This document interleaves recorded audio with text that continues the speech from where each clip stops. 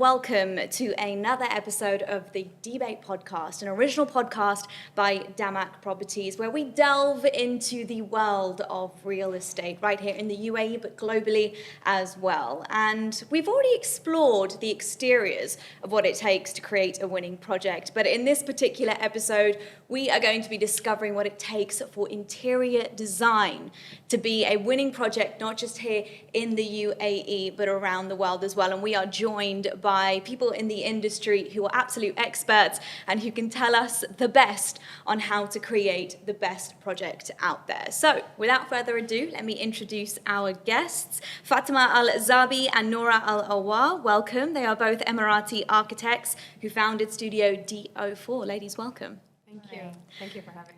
We are also joined by Stephanie Karan, who is a Lebanese-Canadian architect and has worked on luxury projects in Qatar and the Gulf as well. Welcome, Stephanie. Thank you. Thank you for having me. So, ladies, we have so much to cover this episode and really want to dig deep into your expertise and all that you know and how in the craft and the art of it.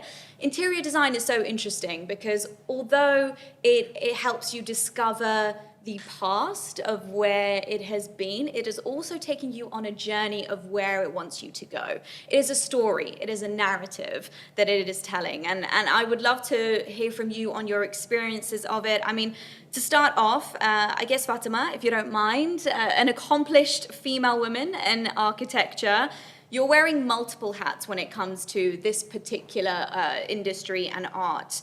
And you have such an insightful background. How does it feel to be recognized as a female in the industry? And has that been a process, or was that just an instant recognition that you received? Honestly, when we talk about recognition of our talent as female architects in the industry, you would say it's a natural transition and a process in terms of being visible in the region. We come from a country that recognizes all talents, all genders, so it's been a great experience in terms of getting our work out there. And it's great to be recognized for the work, most importantly. In terms of wearing multiple hats, we are not just female architects, we are mothers, we are wives, so we play multiple roles. We grew up seeing our mothers, our aunts who have been dedicated in their fields and being able to do what they wanted as well as maintaining a home life. And I want to dive into D04 because where did the inspiration come for you both to start this, Noura, if you don't mind not answering this? Where did the idea come from? What was happening before that made you want to come together and create this? Me and Fatma actually were studying together in American University of Sharjah, and during our university years we worked on projects collaboratively, and we loved the idea of working as a team. So we noticed that the design that comes out of team effort, bouncing off each other's ideas, is always stronger and it delivers a very big message. So once we started our professional life, we noticed a gap in the industry. There has been a shift in the past years since we started in the awareness of culture and the awareness of community. So we noticed that gap early on, and we wanted to start Studio D04 to start taking those traditional values, and which are really important to us as a studio and as people as well, and heritage ideas, and how do we translate them into today? Dubai is a very multicultural, multi-universe, you could say, open to a lot of contemporary aesthetics. The design and the aesthetic and the taste of people is different, but the tradition is still the same. So how do we balance those two into design? And that's basically the essence of what started Studio D04. I love that. And Stephanie, I think this is a poignant part to bring you into this as well. Not only are you an architect, but again, you're a mother, you're a wife, and that's actually what brought you over to Dubai originally. Yes. So talk me through that. You moved to Dubai, and you're also a resident of DAMAC, which is what we will dig into a bit more later on. Why did you choose DAMAC when you first moved over to Dubai? Well, my family and I chose DAMAC for two main reasons. So the first reason, it's like a hub that has many functions that are practical for our lifestyle. It has golf courts, it has fitness centers, medical centers, nurseries, restaurants. It has a nice promenade, it has a park, especially for the kids, pools. All of this is like, it's like a win-win situation for us. And second, it's a city away from the city. So we get to escape the busyness and still, like, the location-wise, it's perfect. It's like a 20-minute drive from everywhere. And it's interesting for you, Stephanie, because you are an architect yourself. Have you seen a difference in, the different countries that you've lived in when it comes to interior design and the approach to it? Yes, of course.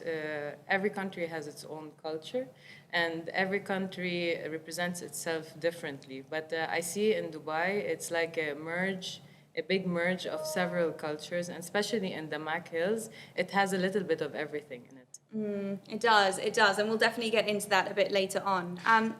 Nora, what's interesting is that, irrespective of kind of available space, as an interior designer, I mean, you touched on it a bit earlier, Nora. How accommodating has the UAE been in the industry, in the field? How supportive has the industry been behind individuals who really want to take it to the next level? I would say, like the UAE always gave us the flexibility and the space to do as much as we want. So it's really like imagination was our only limit. So for us, always the design driver is the surrounding, like the environment. We always say our designs are very client-specific and site-specific, people, like place-specific. So the client and the conversations we have about the lifestyle is the main drive of what makes us special. What makes it maybe luxurious to some people is different than someone else. So that's the main drive, I would say, that defines what the space will be and the amount of like imagination that we can go on. And Fatima, if you could talk me through, what is the general process when you get a client, for example? How do you kind of vet through as D04, how you are going to work with them, how you are going to create their vision and make it come to life?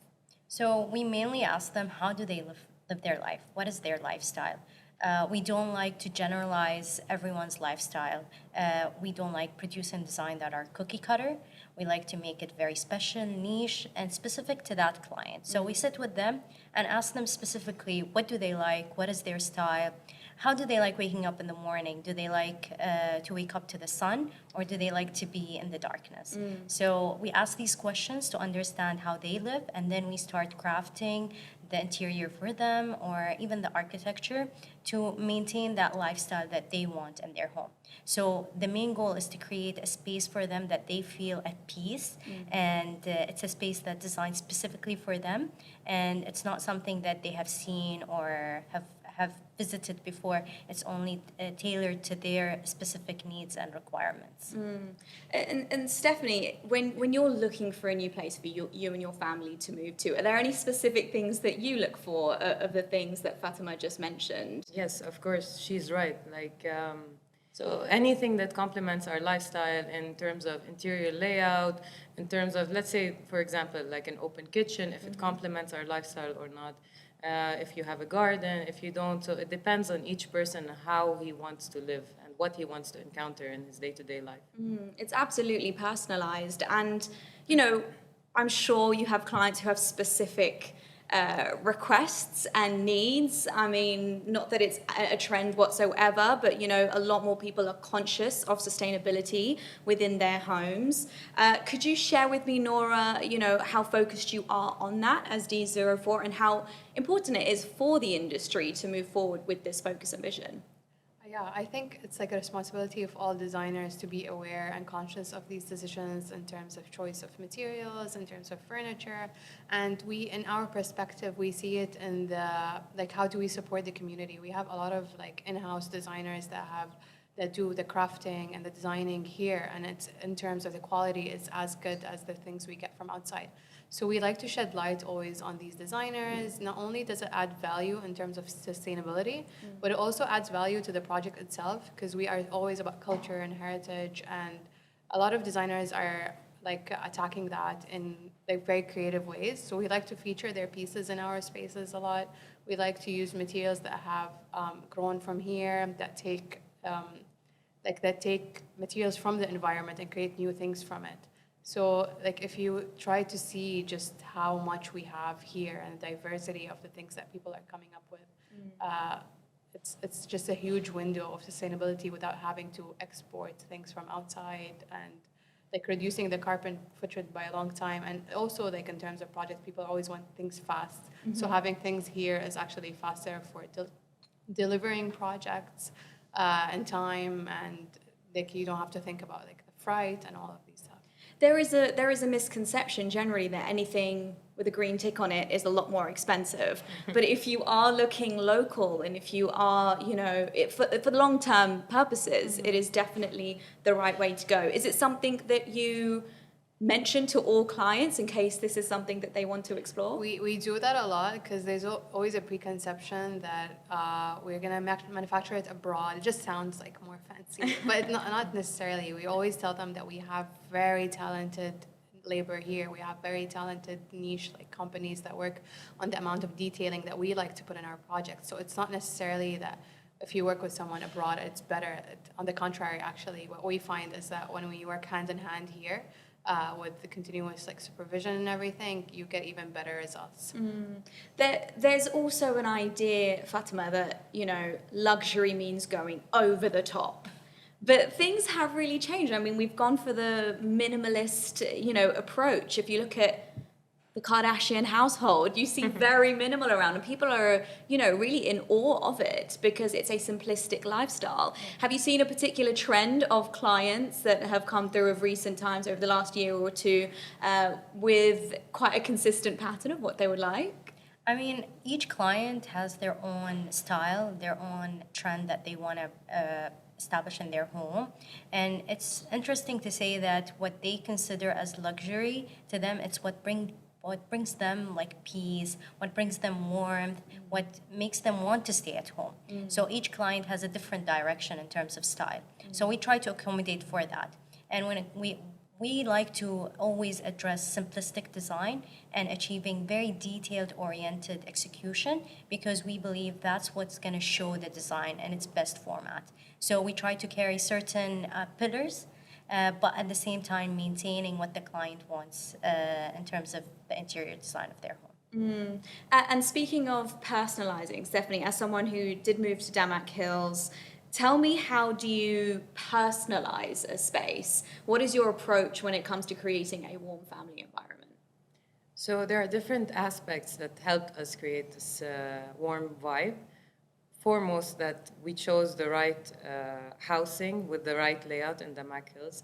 Second most, we started deciding what direction we want in interior design, what is the color palette that we're looking for every day, because colors make you feel calm, like unconsciously you absorb it in your everyday life. And then we went on with the furniture, with the materials that we'd like to see.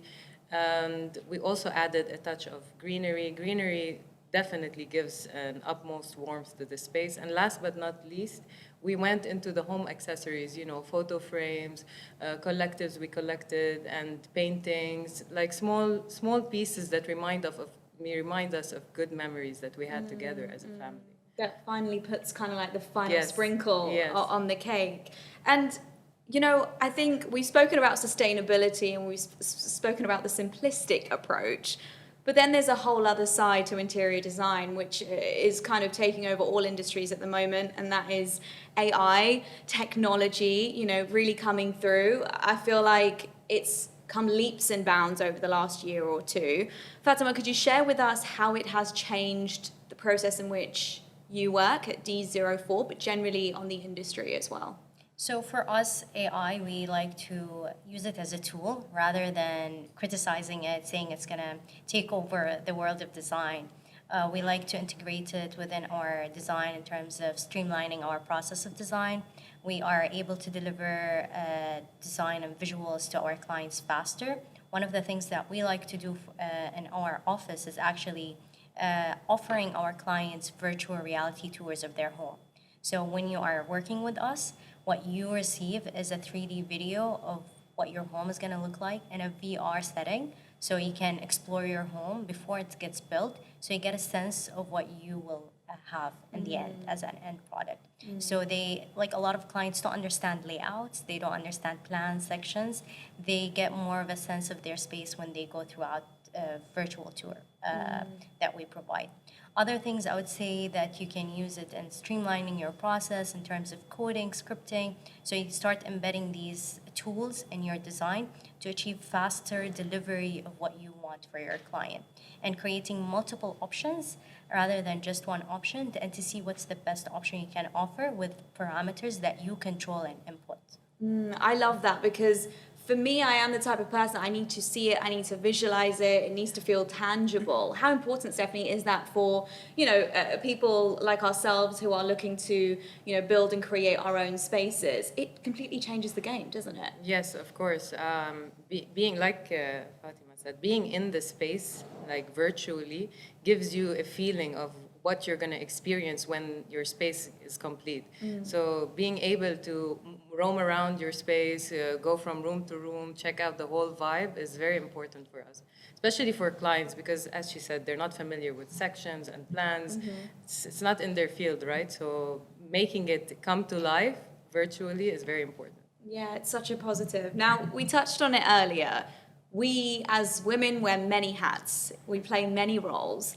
And so I'd love to know, personally and professionally, how have you ladies managed to balance this life? Because, for you both, Nora and Fatima, you created your own company, D04.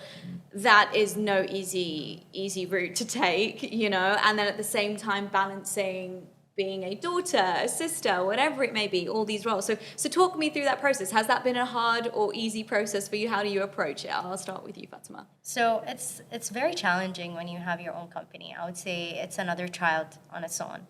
But it's very important, especially in our studio, the three founders, we are mothers, we have kids, we are wives. It's very important for us to balance our professional life and our home life. We believe that we have a responsibility, whether it's professionally or in our home life, to basically provide the best for all of them. So we try to balance. We try to achieve a lifestyle that is balanced. I wouldn't say it's always 50-50. You'll have times where it's 90 professional and 10 home, but then you have other people in your community that support you and help you balance those kind of multiple hats. So there will be days where it's 90 family and 10 professionally, especially when we take time off. Yeah. And then it's a balancing act, I would say. And it's very important to be at balance with whatever you offer. It's not necessarily, I don't believe it's a good thing to be always overwhelmed in one space or in one field, whether it's professional or home life. Yeah, absolutely. I guess nothing really prepares you for entrepreneurship, no matter what you do, Nora. So what was your approach when it came to it and making this balance? I think the most important thing is finding the right team, because us as founders, we all support each other. And that's maybe the most vital thing that makes it work. Like if someone's going through a tough year, then the other two have the strong hand in balancing. And that understanding is the pure, I think, maybe recipe to the success of it. And thankfully, we found each other. Another thing I would say, it's a learning curve. Like in the beginning, we didn't know how to do it. Maybe now we're balancing it better. Some months we're balancing it better than others. And there is the mom guilt. Like you can't walk away from that. Even I found that mom guilt even like with people who are not working. You have mom guilt wherever you go. But having the community of family around you helps a lot, because they take that hand. And of course, the supporting spouses that we have is also another people like we have to appreciate. So like the supporting environment and supporting team members, they all come into play when you balance it. And then in terms of entrepreneurship in itself, like we are all designers and architects, we had a huge like leap of learning in terms of business, in terms of finance, in terms of law, and we're still learning and we're still growing. And then having that mindset that we're still not there is always gives us the push to work harder every day. And definitely, Stephanie, the same for you as well, because, that again, I think it's a dated notion that, in order to have a successful career as a woman, you need to sacrifice your family life. We are evolved. We're able to do so much more. What is your approach to that kind of conception? Well, I know sacrifice in itself is a big word for everyone, but at the end, it's the truth. In everything you face in life, you must have several sacrifices. So what I must highlight in this is that the most important thing is your work life and your family life. The load should be equal.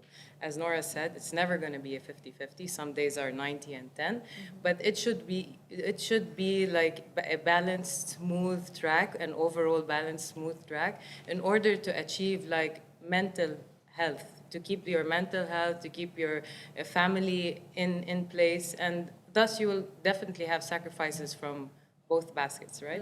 Absolutely. And I think what's great is that you're all role models of the industry, and you used to be in a position of where, am I doing the right thing? Is this really what I want to do? So for any listening right now who are young, aspiring architects, interior designers, what advice would you give them, Nora? I think to always keep trying and have confidence with what you do and with your work, and that will push you harder, and it will evidently show everyone that you can do it. Like just believing in yourself, I would say. And that feeling just maybe never goes away, but it's like there's a voice in the back of your head that makes you work harder. It's not necessarily a bad thing. It gives you the drive. Yeah. Fatima, for you? For me, it's if you have the passion, you go for it, basically, and you try your best to be good in what you think makes you special. Whether it's interior design, architecture, art, you just have to find what makes you special and just go for it. And surrounding yourself with a community that supports you, whether it's your business partner, whether it's your family that supports you, or even colleagues, or even a country that gives you opportunities to showcase your talent. Absolutely, I love that. And Stephanie, lastly, for you? Lastly, I would add to what they said, I would add that life is not like a book. It's not ABC. You have bad days, you have good days. As long as you know who you are and you believe in your talent, you're going to succeed. Some days you just have to wing it. Some days you have to go with the book. Absolutely. Well, look, I want to just end on a quick rapid fire round. We'll get re-energized before the end of the episode. So I will go one by one. So the first one is luxury in architecture is. Finish the sentence, Nora. In the details. In the details. Luxury in architecture is, Fatima. She stole my answer. We have the same vision. It's balance. Balance. Luxury in architecture is, Stephanie. In the materials. In the materials. A must for every home. I would say a gathering space, whether it's like outdoor or the living space, is like the heart of the home. Fatima? For me, it's the kitchen.